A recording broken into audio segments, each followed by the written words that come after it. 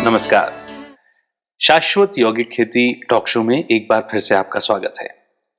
दोस्तों, शाश्वत यौगिक खेती का आधार जैविक खेती है।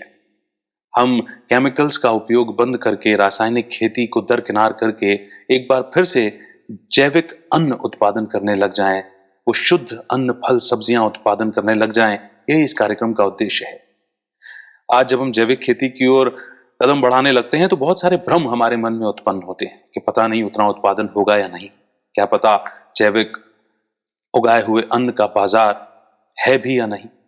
लेकिन जैविक पदार्थों का बाजार कितना बड़ा हो चुका है, किस तरह से जैविक पदार्थ मनुष्यों के जीवन में परिवर्तन ला रहे हैं, आज के इस कार्यक्रम में इसी विषय पर चर्चा करेंगे। और इस विषय पर चर्चा करने के लिए हमारे बीच में मुंबई से पधारे हैं मेघनाथ शंकर केसरकर जी। मेघनाथ जी, आपका बहुत बहुत स्वागत है। दोस्तों, मेघनाथ जी के बारे में आपको बता दूं कि पेशे से मैकेनिकल इंजीनियर हैं। 12 साल तक इन्होंने यूएई में और नॉर्वे में एमएनसीज में एज अ मैकेनिकल इंजीनियर अपनी सेवाएं दी हैं। लेकिन इनके जीवन में ऐसा क्या हुआ कि इन्होंने 39 वर्ष की आयु में उस नौकरी को त्याग दिया और अब वर्तमान में गौपालन और जैविक कृषि के प्रचार प्रसार में समाज में अपनी सेवाएं दे रहे हैं और जैविक पदार्थों के व्यवसायी बन गए हैं, यानी किसानों से जैविक अन्न खरीदते हैं। आइए इन्हीं से जानते हैं। मेघनाथ जी, ये बड़ी रोचक बात है कि एक एमएनसी में काम कर रहे थे आप और विदेश में थे, देश से बाहर थे। बड़ी जाहिर सी बात है कि आप अच्छे खासे स्तर पर ही आपकी आय रही होगी। लेकिन ऐसा क्या हुआ आपके जीवन में कि आपने 39 वर्ष की आयु कोई बहुत बड़ी तो नहीं होती, उसी में आपने नौकरी त्याग दी और आज आप इस समाज को, भारतीय समाज को, जो बहुत बड़ी आवश्यकता है गौपालन की ओर हम बढ़ें, जैविक खेती की ओर हम बढ़ें, इसके प्रचार प्रसार में जुट गए। मैं जब नॉर्वे में काम करता था एज ए इंजीनियर, उसी टाइम मुझे ब्रह्मा कुमारी का कुछ ज्ञान मिल गया जी। वो ज्ञान से मुझे मालूम अपने कुछ करने का है, तो वो स्थिति मुझे मिल गई, कुछ अपने को एक फील्ड छोड़ के कुछ सेवा करने की। जी, तो एट ए टाइम ऐसा हो गया इंसिडेंट कि मेरे अंदर बहुत बीमारी थी। जैसे मुझे कोलेस्ट्रॉल बहुत हाई था जी, मेरा लीवर बहुत फैटी हुआ था, एटलीस्ट सेकेंड स्टेज पे आया था। मैं डॉक्टर के पास गया, डॉक्टर ने बहुत सारी दवाएं लिख के दी जी। और डॉक्टर बोले दवाई के साथ कोई इलाज नहीं है। लेकिन मैं सोचा, उस टाइम मेरा ब्रह्मों का थोड़ा सा ज्ञान था जी। डॉक्टर जमील भाई बहन करके उनका भी कुछ वीडियो देखा था। जी, जी, तो वीडियो से मुझे कुछ ज्ञान मिल गया और तो बोले ट्राई करेंगे ओके कि विदाउट मेडिसिन हो सकता है, पॉसिबल क्या। उस वीडियो में ऐसा क्या था मेघनाथ जी जिससे आपको ये लगा कि दवाइयों से जो चीज ठीक नहीं होने वाली वो आप बिना दवाइयों के ठीक कर लें? मैं ब्रह्म कुमार का और एक वीडियो देखा था, उषा बहन का। उषा बहन का वो चैलेंज देखा था। उषा बहन ने चैलेंज किया था, अगर आप सुबह अमृत वेला में उठ के अगर संकल्प करें और संकल्प सही नहीं हुए, ऐसा हो ही नहीं सकता है। वो बात मैंने ध्यान में रखी थी और एक जमीला बहन की ध्यान में, और मैंने चैलेंज किया, मतलब एक्सेप्ट किया हो। जी, जी, जी। और चैलेंज करने का मैंने एक्सेप्ट करके और स्टार्ट किया। ओके। और उसमें टाइम पीरियड भी दिया था 40 दिन का। जी, वो जी, भी मेरे ध्यान लगा, 40 मिनट ट्राई किया तो, और उसी में मेरा जीवन का चेंजेस करने का, लाइफस्टाइल खाने का चेंजेस भी चेंज कर दिया। तो बोलेंगे वो चेंज करके अब ट्राई कर, तो मैं ट्राई चालू किया तो मेरा बॉडी में चेंजेस होना चालू हो गया ऑटोमेटिकली। मेरा वेट 75 kg था। जी, जी। ऑलमोस्ट 2 मंथ में मेरा ऑटोमेटिक 60 to 2 kg पे आ गया विदाउट। और विथ 2 महीने के बाद मैंने सब रिपोर्ट निकाल ली, सब रिपोर्ट नॉर्मल निकले। अरे वाह। उसमें से मेरा एलडीएल बहुत कम हो गया, एचडीएल ऑटोमेटिक बढ़ गया जी। मैंने कुछ इसके लिए दवा नहीं खाई, कुछ नहीं खाई, बिना दवाइयों से केवल जीवन शैली खान पान में परिवर्तन करके और मेडिटेशन की सहायता से ये सब।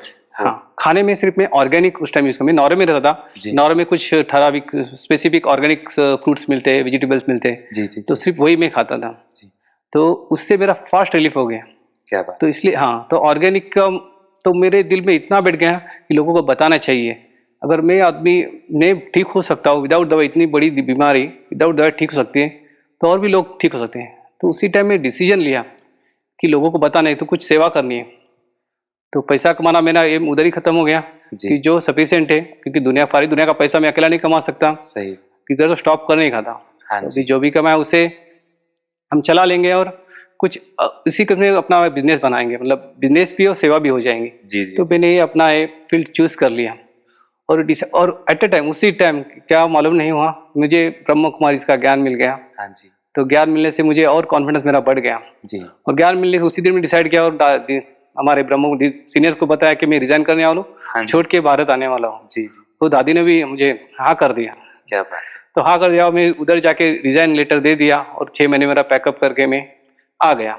और आधे दिन से मैं घर में पूरा ऑर्गेनिक का पूरा माहौल बना दिया। परमेश्वर में सब बर्तन फेंक दिए। हाँ जी। थोड़ा बेबी से मेरा ये हुआ, हाँ। लेकिन बाद में कुछ रिजल्ट आने लगे तो बेबी भी सब एग्री हो गए हाँ जी। और मैं पूरा मेरी बीबी भी उसमें शामिल हो गई, सही मुझे भी होगी सपोर्ट करने लगी ऑर्गेनिक के बारे में। बहुत अच्छी और बात। ऑर्गेनिक करते करते उस सात्विकता की बात है, मुझे सब सात्विक लोग मिलने लगे। जब बुराई कम कर लेते तो अच्छा ऑटोमेटिक बढ़ जाती है। जी जी। ये बात मैं सीखी। तो मैं कुछ नहीं, ऑटोमेटिक सराउंडिंग मेरे पूरा सात्विक बन गया, सब सात्विक लोग मेरे आसपास बन गए, जी। सबसे सपोर्ट मिलता रहा और कॉन्फिडेंस बढ़ गया। तो मैं पूरा इसमें इन्वॉल्व हो गया। जी जी जी। और मैं लोगों को बताना चाहता हूँ कि ऑर्गेनिक के क्या फायदे हैं, क्या होता है। एक मैं प्रैक्टिकल किया हूँ, हाँ जी। मेरा एक एग्जाम्पल है। बिल्कुल आप मिसाल हैं। और सबसे अच्छी बात यह है हम्म, कि नॉर्वे में बैठे हुए थे आप हम्म, और यूट्यूब पर एक वीडियो देखा, 2 वीडियो देखा आपने और वहां से आपके अंदर आत्मनिश्चय भी आया हम्म, कि आप अपनी बीमारी को खुद से स्वस्थ कर सकते हैं। इसमें आपके भी निश्चय की बात है और आपकी नियमितता की भी बात है कि आपने जो भी चाहे वो 40 दिन अमृत वेला उठ करके मेडिटेशन करना है या आचार व्यवहार जीवन शैली में खान पान में जो परिवर्तन लाना है आप लेकर के आए।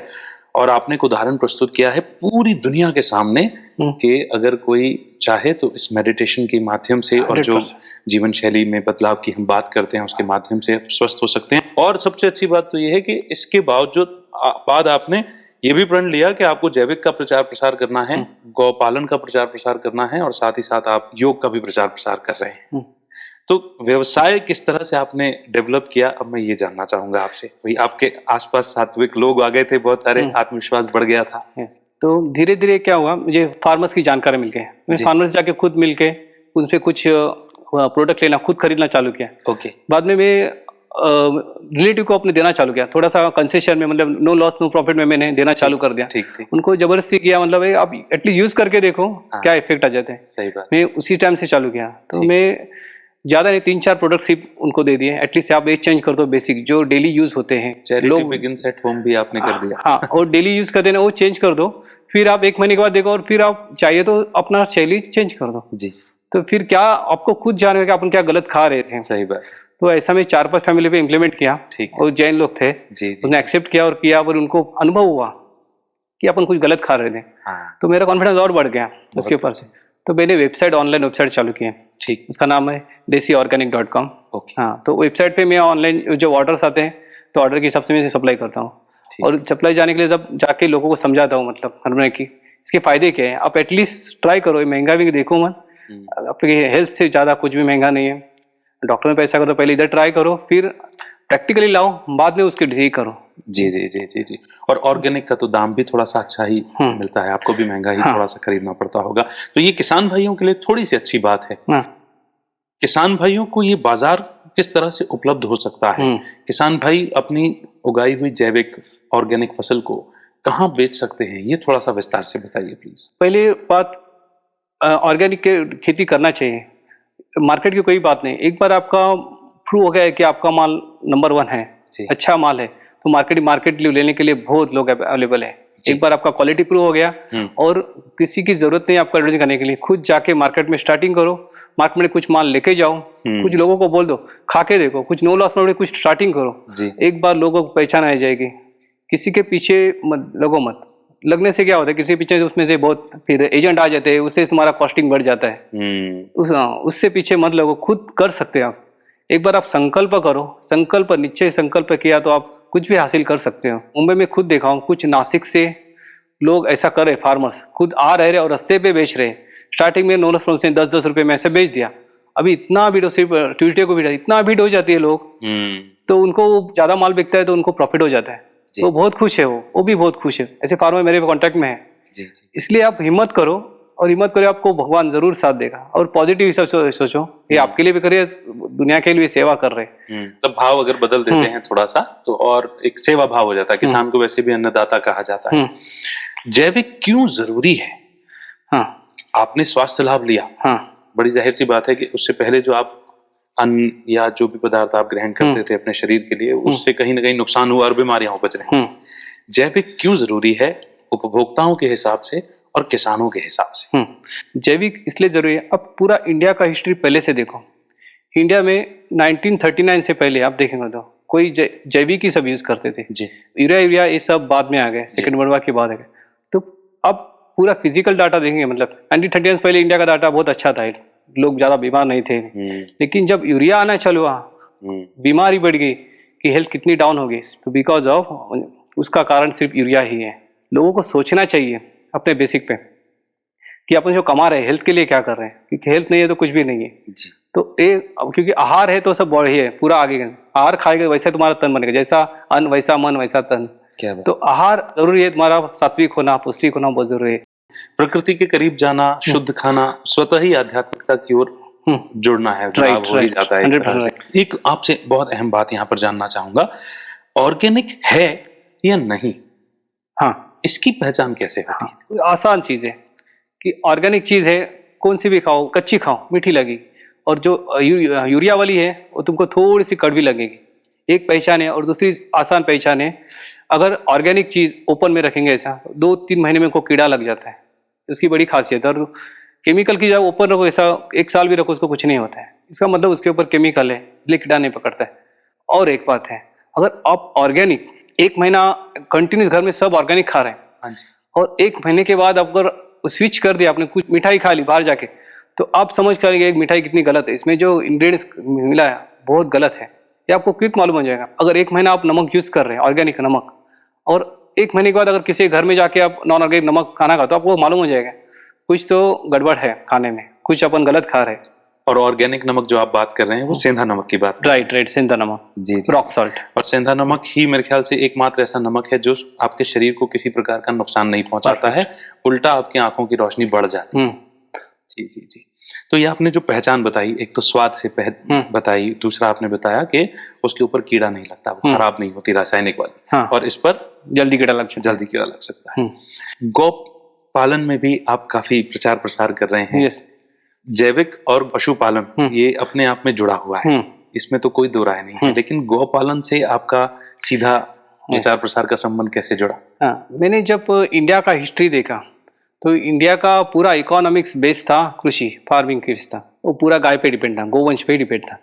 वो मैंने जब पढ़ा और जाना तब मुझे कंफर्म हो गया, जब गाय है बची तो ही भारत बचेगा, ये मेरे दिमाग में पक्का बैठ गया जी। तो इसलिए मैं दोनों फील्ड चूज किए, पहले गाय को भी बचाने का है, उसके साथ ये भी करना है, गाय का प्रचार भी करने का है, ये भी करने का। वो कैसा करने का वो भी मैं लोगों को बता रहे हैं कि गाय का अगर अपने जो देशी गाय है, वो देशी गाय एक अमूल्य है, अपना भारत को दिया एक वरदान है, ऐसी गाय दुनिया में किधर भी नहीं रहती। उनकी जो क्वालिटी है दुनिया ने प्रूव किया है, वो क्योंकि आपने देशी गाय का दूध की क्वालिटी है, नंबर 2 बताते हैं, लेकिन नंबर 1 कैसी है वो सबको मालूम है। हाँ, लेकिन कुछ पर्पज से उनको कम कर दिया, लेकिन अभी ऐसा समय है कि जरूरी है, अगर भारत को बचाना है तो गाय को बचाना ही पड़ेगा। मैं मुंबई में रहता हूँ, तो हमारा गौशाला 10 किलोमीटर दूर है। बॉम्बे में किधर भी गौशाला नहीं है, सब गौशाला है वो गाय का मिल, तो अपना देसी गाय का गौशाला नहीं है, तो उसके लिए मैं खुद गौशाला में जाता हूँ, अल्टरनेटिव जाता हूँ और दूध लेके आता हूँ बच्चों के लिए। मैं बच्चों को बाहर का दूध देता नहीं। जब से दूध सिर्फ स्टार्ट किया हमने, तब से मेरे बच्चों कभी हॉस्पिटल में गए नहीं, बीमारी अपने 2 साल से हम कभी बीमारी हुए नहीं। दूध चेंज कर से दूध और ऑर्गेनिक चेंज किया तो हमारे घर से डॉक्टर ही भाग गया। और आपके चेहरे का तेज भी बता रहा है कि आप किस तरह से जैविक पदार्थ और इस जो देसी गाय के दूध की बात कर रहे हैं वो इस्तेमाल कर रहे हैं। गौशाला के गौ पालन के प्रचार प्रसार में किस तरह की सेवाएं आप दे रहे हैं? मैं गाय का दूध का कितना महत्व है, और दूध देसी गाय बहुत थोड़ा दूध देते हैं, इसलिए लोग उसको प्रीफर नहीं करते, लेकिन उसका दूध का क्वालिटी है, क्योंकि हम मार करेंगे कि देशी गाय के बैल जो नंदी रहते हैं वही पावरफुल, वही सब ताकतवर रहते हैं, वही सिर्फ खींच सकते हैं, खेती करते हैं, बाकी दुनिया में कोई खेती नहीं कर सकता। बिल्कुल। तो इससे इतना ही उदाहरण काफी है। सेकेंड थिंग, अगर देशी गाय दूध भी नहीं दे रही है तो उससे मरने तक, वो मर भी जाए तो भी उसका यूज है, गाय का शीट रहता है वो इतना यूजफुल है। हाँ, वही आप जैविक खाद करके यूज कर सकते हैं। मतलब गाय मरने के बाद भी अगर उसको आप जमीन में गाड़ दे और 1 साल के बाद वही मट्टी हो जाए, वो एक गाय का मट्टी आपको 5 एकड़ का जमीन में के लिए काफी हो जाएगा, इतना वो खाद देती है। मतलब गाय मरने के बाद भी आपको कुछ ना कुछ देती है। गाय का गोमूत्र वो दुनिया का सबसे बड़ा एंटीबायोटिक है, वो जान लिया। तो मैं लोगों को प्रीफर करता हूँ कि वो गोमूत्र अर्क मिलता है, गोमूत्र पॉसिबल नहीं डायरेक्ट अवेलेबल होना, क्योंकि बॉम्बे में या बड़े सिटी में अभी अवेलेबल ही नहीं है, तो गौर करके मैं पर्सनली जाकर एटलीस्ट ये आप ये तो ट्राई करो।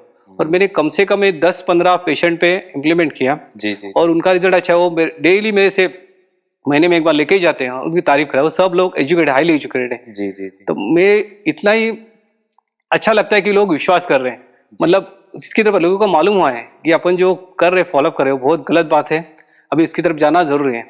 मेघनाथ भाई, आप बहुत बड़ी मिसाल हैं अपने आप में, जिन्होंने जैविक उत्पाद को प्रैक्टिकल अपने ऊपर आजमाया, अपने स्वास्थ्य को अच्छा किया, उसके बाद आपने गाय के महत्व को भी समझा और गो पालन के प्रचार प्रसार भी आप कर रहे हैं। गाय के बाकी जो पदार्थ जितने भी गाय हमें देती है उसके फायदों से भी सभी को अवगत करा रहे हैं। आपने अपनी जो वेबसाइट बनाई है जैविक पदार्थों के व्यवसाय के लिए, इस पर आपको कैसा रिस्पांस मिलता है? रिस्पांस इतना अच्छा नहीं मिल रहा है, जी। मतलब ठीक मिल रहा है जी। लेकिन जो भी मिलता है उसको मैं पर्सनली भी जाके मिलता हूँ और उनको इसके बारे में बताता हूँ। प्राइस के बारे में पूछते हैं तो उनको बता देगी कि जल्दी खराब होता है तो इसकी वजह से वो महंगा है, लेकिन जब आप लेना चालू करें तो ऑटोमेटिक सस्ता हो जाएगा। जी कुछ अभी 1000 का माल रहे हैं, लेकिन 2000 का माल लेना चालू करें तो ऑटोमेटिक सस्ता हो जाएगा। तो धीरे धीरे लोग यूज करना चाहेंगे तो मार्केट सस्ता हो जाएगा और अपना यूरिया का मॉडल निकल जाएगा। और सबसे अच्छी बात यह है ना कि अगर आपने जैविक पदार्थों का इस्तेमाल किया तो आगे आपका बीमारी पर होने वाला खर्चा उसको आप पूरी तरह से कट कर रहे हैं। और आप एक मार्क कर सकते हैं कि अभी की दुनिया में फूड में टेस्ट ही नहीं है, क्योंकि नॉर्मल जब हम ले खा रहे उसमें टेस्ट नहीं, इसलिए लोग फास्ट फूड के पीछे लग गए जी, क्योंकि टेस्ट नहीं है। तो यदि आप ऑर्गेनिक चालू करेंगे खाना तो आप वो टेस्ट भूल जाएंगे, आप फास्ट फूड सब भूल जाएंगे। हाँ, तो ये करना चाहिए इम्प्लीमेंट जी एटलीस्ट कुछ कॉन्फिडेंस के लिए, मतलब नहीं है ठीक है आप गलत मान रहे थे, कुछ ट्राई तो करना चाहिए नहीं है, क्योंकि इतना आप स्टडी कर रहे, दुनिया का स्टडी देखो, अभी दुनिया में बीमारियां बढ़ती जा रही है, इतने हॉस्पिटल्स बढ़ रहे हैं, डॉक्टर अच्छे क्वालिफाई बढ़ रहे हैं, बीमार रिसर्च कर रहे हैं, लेकिन बीमारियां कम नहीं हो रही हैं, हॉस्पिटल बढ़ रहे हैं, पेशेंट बढ़ रहे हैं, उतनी बीमारियां भी बढ़ रही उतना भी। हाँ, नई तो नई आप बीमारियां बढ़ सोचना, हर आदमी ने सोचना चाहिए क्यों बढ़ रहे हैं जी, और ये बढ़ रहे हैं वो सिर्फ खाने की वजह से बढ़ रहे मूल हैं। खाना ही मूल कहीं ना खाना कहीं, है। और वो भी दूषित खाना, दूषित जो खाना। रासायनिक पदार्थों के इस्तेमाल से हम उगा रहे हैं। मेघनाथ जी, आपने तो अपनी जीवन शैली में परिवर्तन लाया जब आपको महसूसता हुई कि ये सब छोड़ना चाहिए और जैविक अपनाना चाहिए, तो कौन सी वो मुख्य बातें हैं जो हम सबको भी अपनानी चाहिए जीवन शैली में? अपने जीवन शैली में वो 4 जहर है, वो जहर पहले निकालना चाहिए। वो जहर अपन डेली खा रहे हैं। जी। पहली बात एक नमक, दूसरी ऑयल, जी तीसरा शक्कर और चौथा मैदा। 4 जहरी दुनिया में पूरा बीमारी फैल रहा है जी और ये 4 चीज अपन डेली खा रहे हैं। मैक्सिमम पूरा दुनिया में यही 4 चीज डेली खा जाते हैं। किसी तो न ये किसी 4 चीज जो जरूर चेंज करने का जरूरी है, उसी वजह से बीमारी बढ़ रही है। जी तो बेसिक थिंग है नमक। नमक में सेंधा नमक यूज करने का। जी पहला नेचुरल नमक खाना चाहिए। नमक, नेचुरल नमक खाने से आपको, जो अभी देखो दुनिया में थायराइड के प्रॉब्लम बहुत तेजी से बढ़ रहे हैं, जी वो थायराइड के प्रॉब्लम बढ़ रहे हैं वो नमक की वजह। आप नमक चेंज करके देखो कि देखो आपका थायराइड और हाई बीपी का प्रॉब्लम कैसे डाउन हो जाता है। क्या बात। तो नमक पहला चीज चेंज ही करो, कुछ भी ना हो, सस्ता भी है अगर आप एटलीस्ट वो चेंज करके लाइफ में देखो जी नमक से क्या होता है।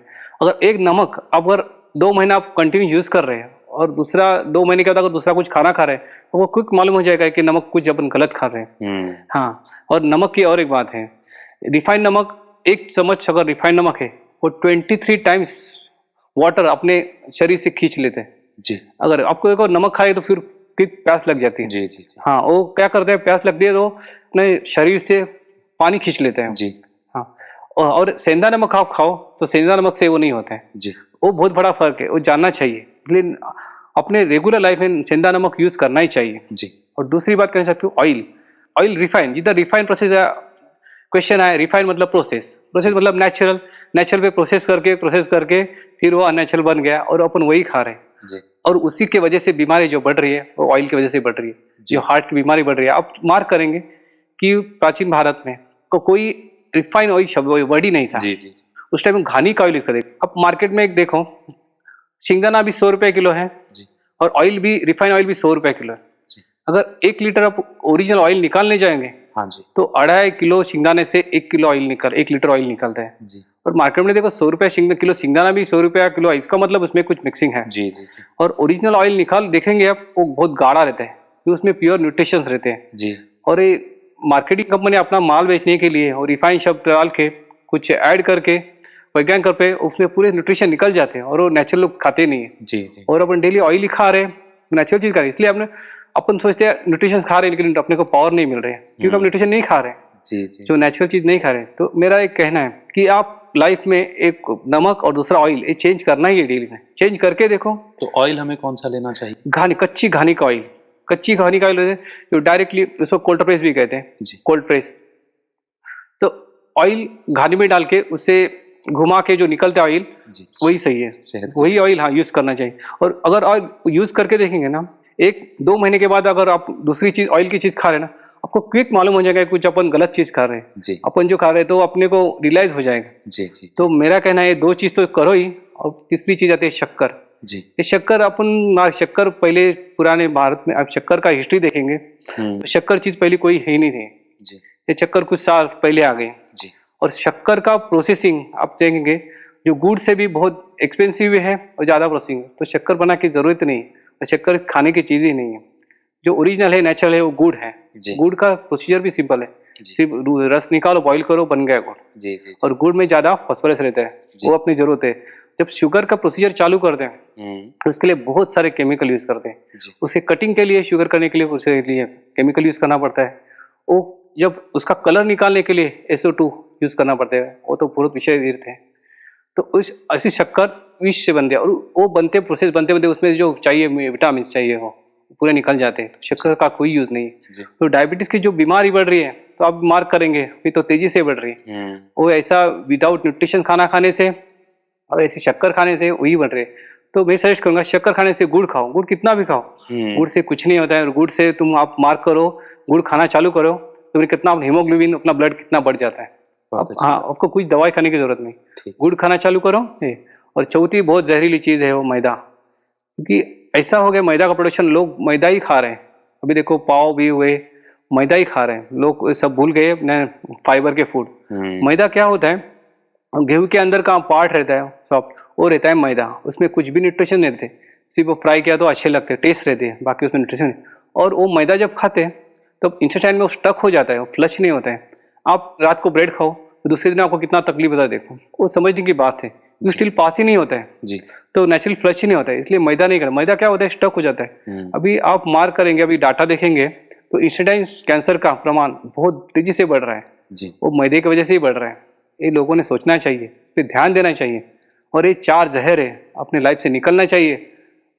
और जो ओरिजिनल है, जैविक है, वो लाना चाहिए जी। वो लाएंगे तो अपनी बीमारी आपको भाग जाएंगे, डॉक्टर ही भाग जाएंगे। मैदे की जगह आटे का इस्तेमाल करना चाहिए। मैदे के आटे के, लेकिन आटा थोड़ा जाड़ा हो जी, मोटा आटा ही ज्यादा से ज्यादा फाइबर। जबकि हम जो है पतले आटे उसको छान करके इस्तेमाल करने लगते हैं, चोकर पूरा निकाल देते हैं और अच्छी शक्ल के लिए हम मैदे की चीजें बनाने लग गए।